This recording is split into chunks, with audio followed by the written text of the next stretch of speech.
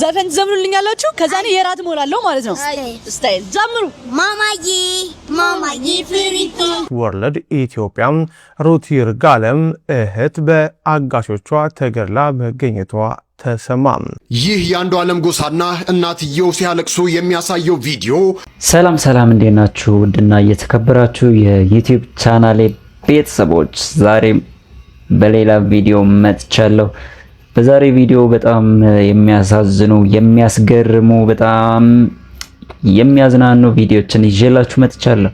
እስከ መጨረሻው ከተከታተላችሁኝ ፈታ ዘና ትላላችሁ። ሰብስክራይብ፣ ላይክ፣ ሼር ማድረግ እንዳትረሱ። መጀመሪያ ቪዲዮ የቅዳሜ እሁድ ማለት ነው እሁድ ሳምንት ሁለት አንዷ ልጅ ስለ ፍቅረኛው ያወራችው ነገር አለ፣ በዛ የተጣሉትም ነገር አለ። አሁን እነዛን ሁለቱንም ሳይፉ አገናኝቶ አስታርቋል። ይሄ በጣም መደነቅ ነገር ነው። እስቲ ቪዲዮን እንየው። ሁላችንም እኮ የሆኑ ነገሮች እናጠፋለን፣ ግን የበደሉንም ይቅርታ እንደምንልም ስለምንገልጽ በጸሎታችን ቤትዬ አታሳፍረኝም ይቅርታ ጠይቃት ግድል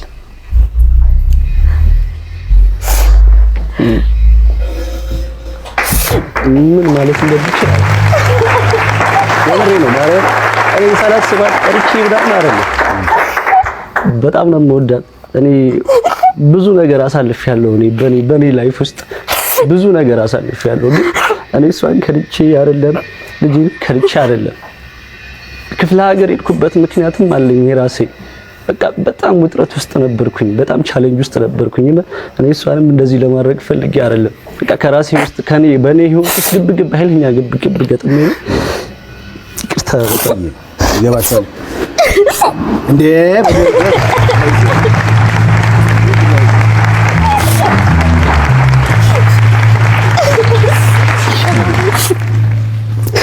እንዴ ፍቅር ብላ በቃ አይዞህ አላህ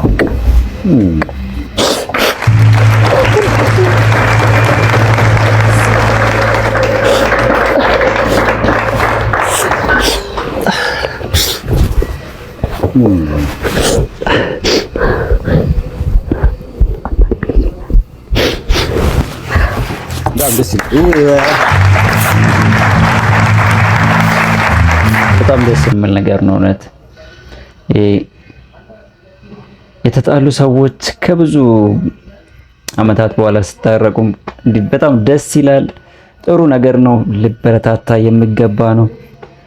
በጣም ከሰሞኑ መነጋገሪያ የሆነ ባለፈው የተለቀቀ ቪዲዮ አለ፣ በጣም መነጋገሪያ ሆኗል። የአንዱ ዓለም ቪዲዮ። አንዱ ዓለም እንደምታውቁት የዘፈን አልበም እያወጣ ነበርና በዛ መሃል የፍቅረኛው ቀነኒ ጉዳይ ተነስቶ አሁንም እንደገና ሌላ ችግር እያመጣበት ነው። ይሄንን እስቲ ቪዲዮ እንየው። ይህ የአንዱ ዓለም ጎሳና እናትየው ሲያለቅሱ የሚያሳየው ቪዲዮ በርካቶች እየተቀባበሉት ይገኛል። ይህ ቪዲዮ ሶሻል ሚዲያው ላይ ከተለቀቀ በኋላ በርካቶች እየተነጋገሩበትም ይገኛል።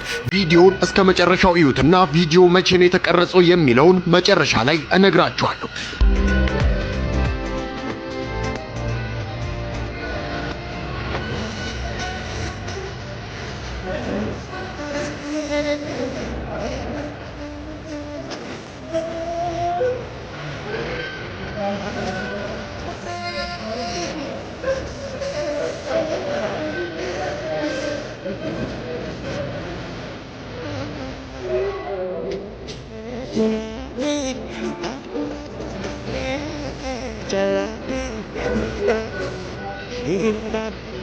ይህ የተመለከታችሁት ቪዲዮ የተቀረጸው በ2025 በፈረንጆቹ ነው። ማለትም ከአንድ ዓመት በፊት ማለት ነው።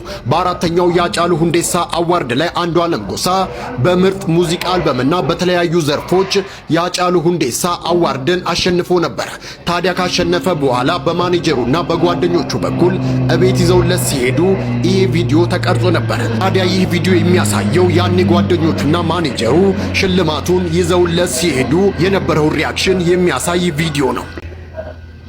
ብዙ ሰው እያገናኘ ያለው ከፍቅረኛው ቀነኒ ጋር ነውና ሌላ ነው ጉዳዩ።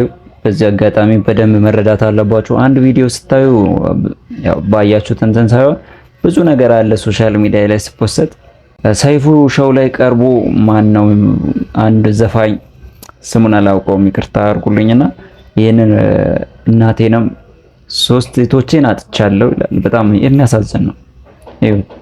እኔ ወይ እድለኛ አይደለሁም ታውቃለህ። መጀመሪያ አልበሜ ልክ ሲወጣ ልክ ሊወጣ አካባቢ ነው ማዘር በህይወት ያጣኋትኝ። አሁንም ደግሞ ልክ በቃ ጨርሼ ደረስኩ ስል ደረስኩ ስትል መነጠቃ አያስጠላም? እንደዛ ነው የሆነብኝና ግን በቃ አላህ ምክንያት አለው። ባክ መቼም እሱ አንድ ነገር ሳያዘጋጅ መቼም እንደዛ ያደርግ።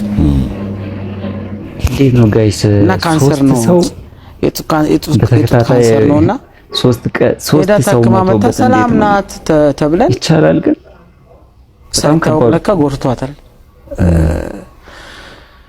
እና ደግሞ ቦንጋ ነበርኩ። ቦንጋ ለምን ሄደ ነው? ለስራ። እሺ ለኮንሰርት ሄጄ ስመጣም አላገኘኋትም። አዛኝ ነበረ ማርና ቡና ምናምንና የሆነ ልትነግረኝ የምትፈልገው ነገር ነበርና እሱስ ይቆጨኛል። ምን ልትልህ እንደፈለገች አለ። ምክንያቱም የእሷን ቃል ስተገብር ነው የኖርኩት ማለት ስልም እሷን በጣም ነው የምሰማው ከቤት ውስጥ። እሷ የምትለኝን ማጉደል አልፈልግም። እኔ ልጉደል እንጂ የእሷን አላጎል። አይዞ አመዲ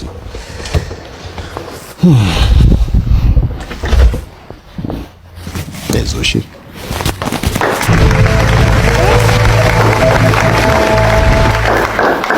ራስ ላጠክራ አይዞሽ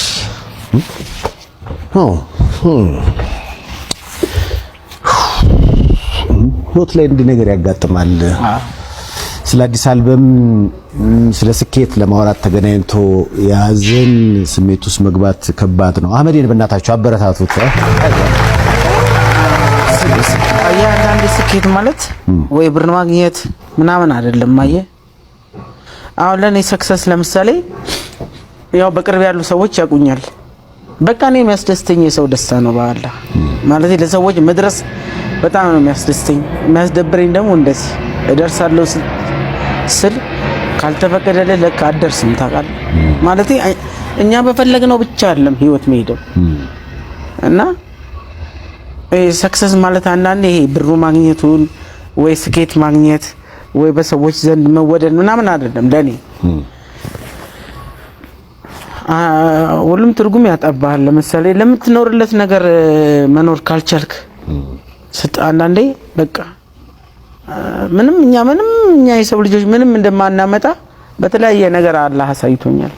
ምንም ደግሞ ማምጣት አንችልም። አየህ አልመለሳት እኔ እንጂ በመለሳት መመለስ ብቻ አላቦ ስንት ነገር በመለስኩ ባላ። ዛሬ አሳዛኝ ቪዲዮ በዛባቸው መሰለኝ እና አዲስ አበባ ውስጥ ታግታ አጋቾቿ ገሏታል። የሚስ ወርልድ ማነው ስሟን ይቅርታ አድርጉልኝ፣ ስሟንም አላውቅም። የሷ እህት ናት። ትሰማላችሁ። መሀል ከተማ ላይ እጅግ አሳዛኝ በሆነ ሁኔታ በአጋቾች የታገተችውና የሚስ ወርልድ ኢትዮጵያ ሩት ይርጋለም እህት የሆነችው ቅዱሳን ይርጋለም ህይወቷ ማለፉን በዚህ ሰዓት የወጡ መረጃዎች እያሳዩ ይገኛሉ። የደረሰኝ መረጃ እንደሚያሳየው ከሆነ እቺ እህቷ ማለት ነው በአጋቾች ትታገታለች። እጅግ አሳዛኝ በሆነ ሁኔታ ለረጅም ቀናት አጋቾች አግተው ገንዘብ ሲጠይቁ ገንዘብ ሲደራደሩ ቆይተው በመጨረሻም ታዲያ እንደገደሏት ነው መረጃዎች የወጡት። አጋቾች ተብዬዎችም እንግዲህ በቁጥጥር ስር መዋላቸው የተገለጸ ሲሆን በዚህ ጉዳይ ላይ ታዲያ እህትየዋ ኢትዮጵያን ወክላ በዓለም መድረክ ላይ የምትሳተፈውና የባህላችን አምባሳደር የሆነችው ሚስ ኢትዮጵያ ሩት ይርጋለም በስቶሪዋ ላይ እንዲህ ብላለች። የምትመለከቱትን ፎቶ ካጋራች በኋላ ከጠላቴ እኔ እጠነቀቃለሁ ከወዳጄ አንተ ጠብቀኝ ስትልም እግዚአብሔር የወደደውን አደረገ የሚል መልእክት የእህቷን እዚህ ጋር ፎቶ ተጠቅማ እንግዲህ አድርጋለች። ለሟች ነፍስ ይማር፣ ለቤተሰቦቿ እንደዚሁም ለመላው ኢትዮጵያውያን መጽናናትን እመኛለሁ። አዝናኙ ፓርት ስንሄድ ደግሞ እነ ናሆም ላይቭ ገብተዋል። ላይቭ ደግሞ በጣም የሚያዝናና ቪዲዮ ነው። ይሁት ምትሳሙ ስትሰጣት እንዴት እንደምትል ሚኪ በእናትህ ሳምልኝ እንዴ ጆይ ሳሚልኝ የኔና አዳብሳሙልን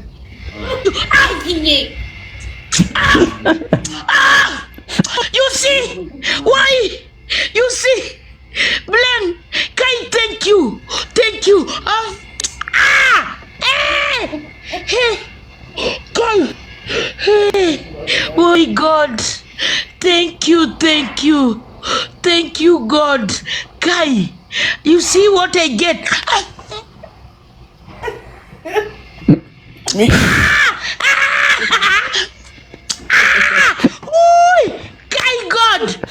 ስማችኋት እና አስደነግጣችሁ እኮ ሰበር በመሃል አዲስ አበባ የታፈነችው የሚስ ወርልድ ኢትዮጵያ ሩት ይርጋለም እህት በአጋሾቿ ተገድላ መገኘቷ ተሰማ።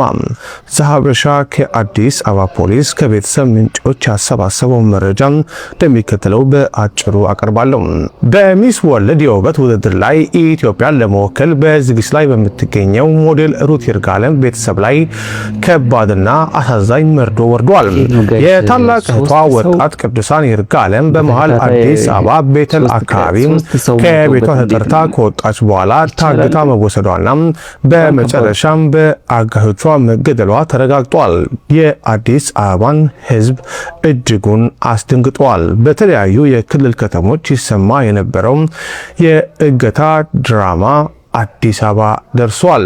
ለዘሀበሻ የደረሰው መረጃ እንደሚያመለክተው አጋቾቹ ወጣት ቅዱሳንን አፍነው ከወሰዱ በኋላ ለቤተሰቦቿ የ2 ሚሊዮን ብር ቤዛ ጠይቀው ነበር። ይሁን እንጂ ገንዘቡን ቢጠይቁም ምንም አይነት ርህራሄ ሳያሳዩ የዚችን ወጣት ሕይወት በአሰቃቂ ሁኔታ ቀጥፎታል። ይህንን አሳዛኝ ክስተት ተከትሎ የአዲስ አበባ ፖሊስ ከኦሮሚያ ክልል ፖሊስ ጋር በመቀናጀት ባደረገው የጋራ ኦፕሬሽን እና ከፍተኛ ክትትል ወንጀለኞችን ከህግ ለማምለጥ ሲሞክሩ በቁጥጥር ስር ለማዋል ችሏል። ፖሊስ ተጠርጣሪዎችን ከያዘ በኋላ ባደረገው ምርመራ አጋቾቹ የገደሉበትን ቦታ ጠቁመው የሟች አስክሬን ሊገኝ ችሏል። በ2026 የሚስ ወርልድ ኢትዮጵያ አሸናፊ ሆና ኢትዮጵያን በዓለም አቀፍ መድረክ ለመወከል እንዲሁም የባህልና ስፖርት የክብር አምባሳደር በመሆን የኢትዮጵያን ቱሪዝምና እሴቶች በተለያዩ የክልል ከተሞች በመዘዋወር በማስተዋወቅ ላይ ትገኝ የነበረችው ሞዴል ሩት ይርጋለም ይህንን አሳዛኝ የቤተሰብ መርዶ ተከትሎ ሀገራዊ ተልዕኳን ለጊዜው ከክልሎች አቋርጣም ወደ ቤተሰቧ ተመልሳለች። የሚስ ወርልድ ኢትዮጵያ አዘጋጅ ኮሚቴ ባወጣውና ለዘሀበሻ በላከው ይፋዊ የፕሬስ መግለጫ የወጣት ቅዱሳንን አሳዛኝ ህልፈት በመግለጽ ለሞዴል ሩት ይርጋለም ለቤተሰቦቿና ለወዳጅ ዘመዶቿ ጥልቅ ሐዘኑን አስተላልፏል። አያይዘውም በምርመራውና ወንጀለኞችን በቁጥጥር ስር በመዋሉ ሂደት ላሳዩት ቅንጅት የአዲስ አበባና የኦሮሚያ ክልል ፖሊስን አመስግኗል። የሟች ቅዱሳን ይርጋለም የቀብር ስነ ስርዓት ዛሬ ሐምሌ 19 ቀን 2018 ዓ.ም ከቀኑ 6 ሰዓት ላይ ቤተል በሚገኘው ቅዱስ ጎርጎርዮስ ቤተክርስቲያን በከፍተኛ ሐዘን ተፈጽሟል። ሰላም እንዴት ናችሁ? እግዚአብሔር ይመስገን። ማማቲ ስምሽ ማን ነው? ናውቲ ይባላል። ናውቲ የሰፈር ቀጨኔ መድኃኒዓለም። ስንት ዓመት ነው? 12 ዓመቴ ነው። እና ዘፈን አይዘፈን? እሺ አሁን ዘፈን ትዘምሩልኛላችሁ? ከዛ እኔ የራት ሞላለሁ ማለት ነው። ስታይል ጀምሩ። ማማዬ ማማዬ ፍሪቲ ላንቺ ስል ራሴ መረሽኩኝ ወይኔ ወይኔ ማማዬ ማማዬ ማማዬ ወይኔ ወይኔ ላንቺ ስል ራሴ መረሽ ወይኔ ወይኔ ያለኝን ንብረቴን ቦሽኩኝ ወይኔ ወይኔ ማማዬ ማማዬ ወይኔ ወይኔ በፎከሬ ወይኔም ላትጋ ወይኔ ይመቻችሁ ነው። አሁን የራት ሞላላችኋል። ካሽ ግን የለኝም። እንዴት ነው የምናደርገው? ኖርማል ነው። በቴሌ ብር ላኪ። ቴሌ ብር አለሽ? ታምኑታላችሁ? አሁን እሱ ስንት ናችሁ? 1 2 3 4 5 6 7 8 9 ሺህ 8 ማለት ነው። አነስተኛችሁ በቃ ይኸው ሺህ 8 ልክ ያለው አታሰርኝም? አሰራሻለሁ።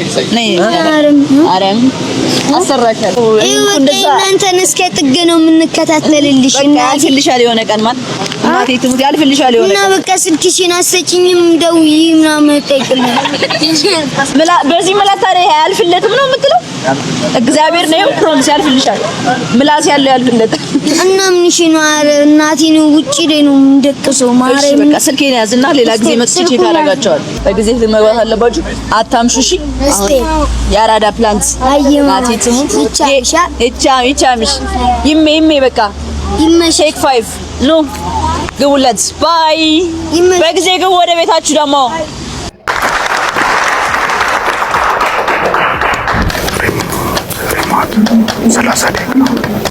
እሺ እንታክን ወደ መሪ እሺ ሚስቶች እንኳን ደህና መጣችሁ እንኳን ደህና መጣችሁ ወደ ጥያቄያችን እንግባና ሚስት ቤት ውስጥ በብዛት የሚጠፋባት ዕቃ ምንድነው ብለን የጠየቅን ሪሞት ሚስት ለባብሳ ተኳኩላ ለመውጣት ምን ያህል ሰዓት ይፈጅባታል ብለን ነበር የጠየቅነው 30 ደቂቃ ሚስት ከጋብቻ በፊት ለመጀመሪያ ጊዜ ያስተዋወቀች ማንን ነው ብለን ነበር የጠየቅነው መሲ ትንሽ ናት ጓደኛዬ አሁን ወደ ውጤቱ እንሄዳለን ማለት ነው አሜን እና በለጠ 30 ነጥብ አምጥተዋል አጫዋችና ፍቃዱ 25 ነጥብ አምጥተዋል ትግስትና መክብብ ደግሞ 15 ነጥብ አምጥተዋል ግን በመግቢያችን ላይ ምን ብለን ነበር ምንም አይነት በእጅም በድምጽም ምንም አይነት ምልክት ማሳየት አይቻልም ብለን ነበር አይደል በለጠ አሜን እንደገባች ቁጭ ስትል ሪሞት 30 ብለ ስትናገር የድምጽና የምስል መረጃ ተይዞባል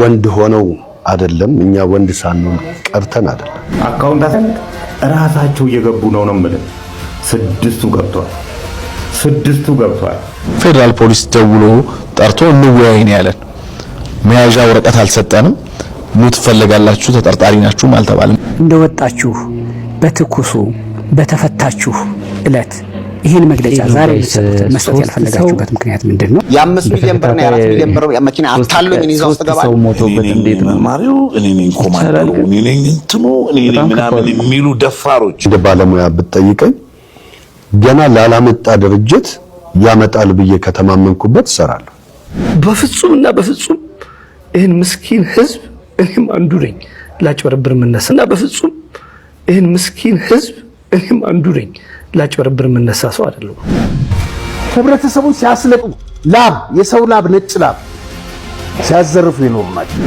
ጅቡቲ ላይ መኪና ምናምን ያሉት የለም ዝም ብሎ ፎቶግራፍ ለጥፈው ነው ያየ ነው ትልቅ ሰው ነው እንግዲህ መስለኛ አይ ቲንክ ትልቅ ሰው ነው በመሆኑ ይመስላል ግን አሁን በህግ ጥላ ስር አይደለም እውነት ይፈርዳል በእንዲህ ጉዳይ ታስሮ ተጠርጥሮ መዋል እና ስሜት ምን ይመስላል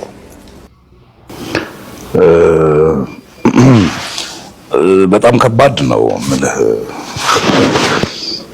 እንደዚህ አይነት ነገር ስታየው እኔ አሁን ይሄንን ያያየሁት እንትን የሆንኩ ነበር ማለት ያበሳጫል ገባ እንደዚህ አይነት ነገር ስታይ እና እነዚህ ሰዎች ናቸው ይሄንንም ጉዳይ እዚህ እንዲደርስ ያደረጉት ከዛ በፊትም ነበሩ እኛ ከመግባታችንም በፊት ነበሩ ከገባንም በኋላ እንዳሉ ሰምተናል እንደገና ከወጣንም በኋላ አልፎ አልፎ ወጣጋባ የሚሉ አሉ እና ስሜቱን ከጠየቀኝ እንትን ያደርጋል በጣም ይረብሻል ያበሳጫል ከዛ ውጪ ደግሞ አንዳንድ ነገሮቹ ደግሞ ያስተዛዝባል ብዙ ነገር ያስተዛዝባል ይሄ እጅ ላይ ካቴና ምናምን ባለው እሱ የህጉ አካሄድ ነው አንድ ሰው ወደ ፍርድ ቤት ሲሄድ ካቴና ተደርጎለት ይሄዳል። መቼም ብራስሌት ሊደረግለት አይችልም። ስለዚህ እሱ ብዙ አይደለም፣ የሚያስገርም ነገር አይደለም። ምክንያቱም መቅረብ የሚገባው በዛ ልክ ስለሆነ ጥፋት ያውም ደግሞ እንደዚህ አይነት ሰዎች ከዚህ በፊት በዚህ ደረጃ ላይ ስማቸው ተነስቶ የማያውቅም ሰዎች በዚህ ልክ እንትን የማለቱ ጉዳይ ትንሽ ይከብዳል እና ይቅርታ ዛሬ ስሜታዊ ሆኜ ነው የመጣሁት። በጣም ይቅርታ። ባልቀርጽ ሁሉ ደስ ይለኝ ነበር፣ ግን አልቻልኩም። እዚህ ላይ ቃለ መጠይቅ ሲደረግላቸው የፊንቴክ አምባሳደሮች ሰለሞን ቦጋለ፣ ዳንኤል ተገኝ፣ ዳንኤል ነው ማን የምትባል እውነታችሁን ነው በሙሉ አፍክ ነው እንደዛ? እስቲ ፈጣሪ ካለ እኛ በህግ ጥላ ስር ነን አለ። እኛ በህግ ጥላ ስር ነን፣ ግን ፈጣሪ ካለ እውነት ይፈርዳል። እኔ ህዝብ ማጭበረበር አይደለሁም አለ። ዳንኤልም ተነሳክና ዛሬም ድረስ እንደ ባለሙያ ከጠየከኝ መኪና ያለመጣ ድርጅት ቢኖር ከተማመንኩበት እንደሚያመጣ ፕሮሞሽን ሰራለሁ አልክ እንዴ? አሁንም እየተወናችሁ ድራማ ነው። የበደልነው ሰው የለም ብላችሁ ነው የምታስቡት? እና እሺ ብሬ መልስልኝ። እኔ አንዷ ተበዳይ ነኝ። ብሬ መልስልኝ። እሺ ብሬን አሰጠኝ። አልበደልክም አይደል? አልሰራህም አይደል? አምነህበታል አይደል? ካመንክበት የት አለ? 2 ዓመት ሙሉ ገንዘባችን ተበልቷል። የለም ከተማመንክበት እሺ ወይ መኪናውን አሰጠኝ ወይ ብሬን አስመልስልኝ። እንደ ፈጣሪን ስም ስጠሩ ትንሽ አታፍሩም? እንደውም እኮ በቃ ጊዜ ይፍታው ብለን እኔ በበኩሌ በግሌ ብጠይቀኝ ጊዜ ይፍታው፣ በቃ ህግ የያዘው ጉዳይ ነው፣ ጊዜ ይፍታው፣ የጊዜ ጉዳይ ብዬ ዝም ብዬ ተቀምጬ ትቼዋለሁ።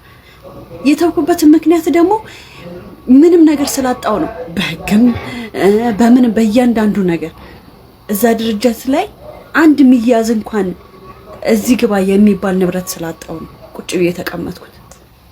ገንዘቤ ግን ተበልቷል። ላቤ ግን እዛ እናንተ ጋር ነው ያለው።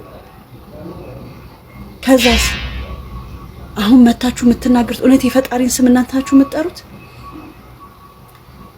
የብዙ ሰው ህይወት በእናንተ ምክንያት ብዙ ህይወት እኮ አጥቷል። ብዙ ሰው ራሳቸውን ያጠፉ ትዳራቸውን የበተኑ ስንቶች እኮ አሉ እንዴ። እኔ በእናንተ ምክንያት እዛ ብሬ በመበላቱ ምክንያት ይሄ አሁንም ድረስ ደረታችሁ ነፍታችሁ የምታወሩበት ድርጅት ብሬን በመያዙ ምክንያት ብዙ ህይወት ተመሰቃቅሏል። ብዙ ነገር የለፋውበትን የደከምኩበትን ነገር ብዙ ነገር አጥቻለሁ በእናንተ ምክንያት። እንደ አዲስ ነው እየጀመርኩ ያለሁት። ከሞራል መሰበር በላይ አሁን ወጣ ከገንዘባችን ከማጣታችን መፍትሄ ካለማግኘታችን በበለጠ ደግሞ ወጣችሁ እናንተ እዚህ ጋር የምትናገሩት የበለጠ ያሳመማል። እውነት ነው። ፈጣሪ ያለ ብለክ የለ ፈጣሪ ይፍረድና አንተ እኔ እስከዛሬ እግዚአብሔርን እርግማንም ከሆነ በቤትክ ይግባ። እኔ የሌላውን ይሄ ህይወቱን ያጠፋው ምናምን ሳይለው አይመለከተኝም። እኔ አንዷ ተበዳይ ስለሆንኩ እኔ ላይ